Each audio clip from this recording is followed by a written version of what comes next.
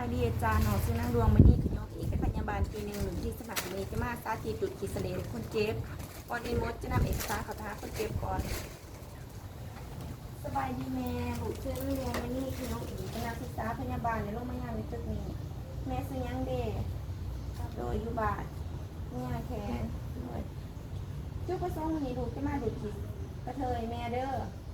งานมาแม่มีขีดกระเทยร้ายเกินไปมันจะเป็นปานหลอดล่มจะเห็นให้แม่หายใจ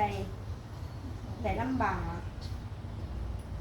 มื้อนี้ลูกจะมาดูดขีดกระเทยให้แม่เด้อเพื่อให้แม่หายใจได้สะดวกขึ้นไม่ระวังดูดขีดกระเทยแม่เจ็บหน่อยนึงเด้อบ่ให้แม่หยาดหรือตกใจลูกพ่อนี่อยากปักเตียงเด้อ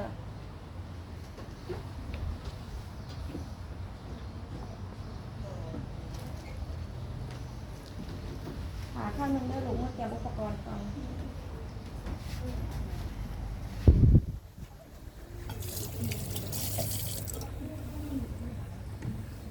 เมื่อหาขั้นตอน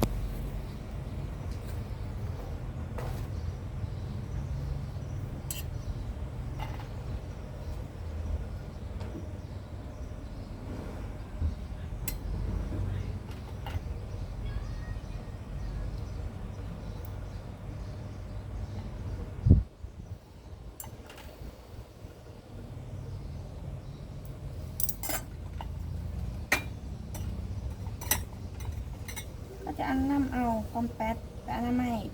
ดังหรือเปล่าเพราะคนเจ็บก่อนเนาะก็หาเด้อแม่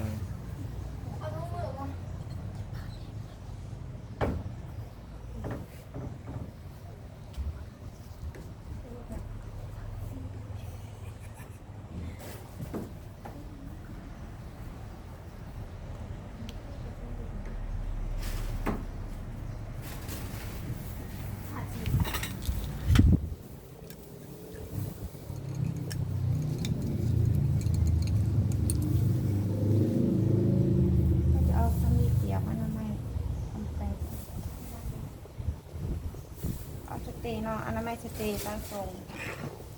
แบบกองผ่านเนาะ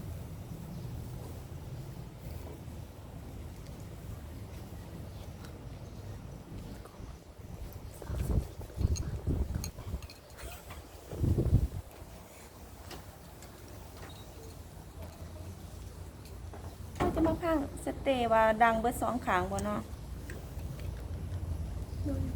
ดังเบอร์สองข้อนี้อ่านได้ไหม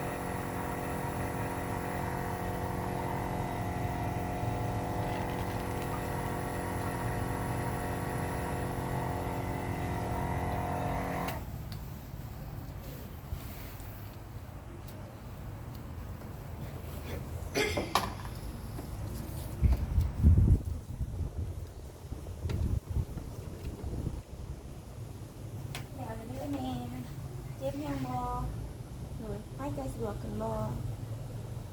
ให้แม่นอนพักผ่อนในร้านเด้ออยากอะไรเด้อแม่